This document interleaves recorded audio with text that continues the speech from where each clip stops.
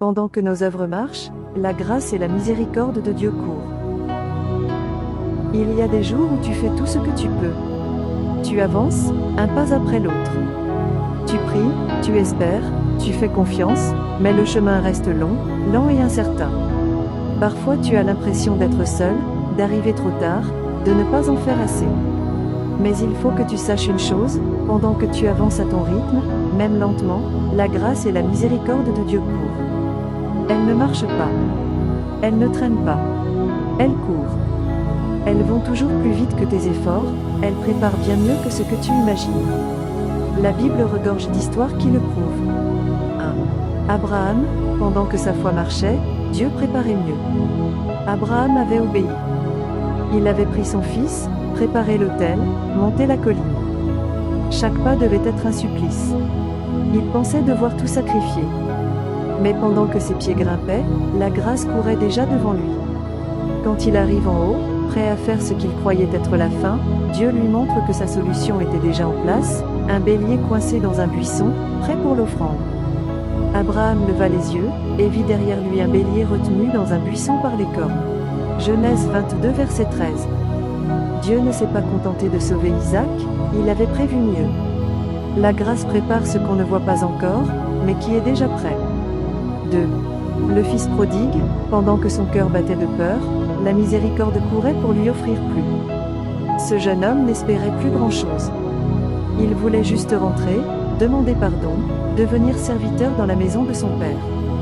Honteux, il avançait lentement, tête baissée. Mais la miséricorde de Dieu ne marche pas, elle court. Comme il était encore loin, son père le vit et fut ému de compassion. Il courut se jeter à son cou et le couvrit de baisers. Luc 15 verset 20. Le père ne s'arrête pas là, il ordonne qu'on apporte le plus beau vêtement. Son fils espérait juste un toit, il reçoit une robe de fête. Il voulait un statut d'esclave, il retrouve sa dignité de fils. Vite, apportez la plus belle robe, et revêtez-le. Luc 15 verset 22. La grâce dépasse toujours nos attentes. Nous revenons avec la peur d'être rejetés, Dieu nous accueille en nous élevant. 3. Les femmes au tombeau, pendant qu'elles marchaient dans le chagrin, la grâce préparait la victoire. Les femmes se sont levées tôt, avec du courage et de la fidélité. Elles marchaient vers le tombeau, prêtes à accomplir un dernier geste d'amour pour Jésus. Elles pensaient trouver un corps à pleurer. Mais pendant qu'elles marchaient, la grâce avait déjà couru. La pierre était roulée, le tombeau était vide. Jésus était vivant. Il n'est pas ici, mais il est ressuscité. Luc 24 verset 6. Elles espéraient seulement rendre hommage, Dieu leur offrait une espérance vivante. La grâce ne suit pas ton rythme, elle va toujours plus loin. Ce que ces histoires nous enseignent est simple, Dieu ne nous laisse pas avancer seul, il agit pendant qu'on marche. Et souvent, il prépare bien au-delà de ce qu'on a prié, espéré ou imaginé. Alors même si tes efforts semblent petits, même si tes pas sont lents, ne baisse pas les bras. Certainement, le bonheur et la grâce m'accompagneront tous les jours de ma vie.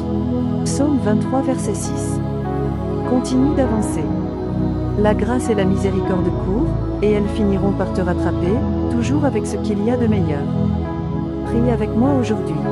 Seigneur, merci, parce que lorsque mes pas sont lents, ta grâce court. Quand mes forces faiblissent, ta miséricorde me précède. Je crois que, même quand je ne vois rien, tu prépares ce qu'il y a de meilleur pour ma vie. Aide-moi à continuer de marcher, avec confiance, même quand le chemin me semble long.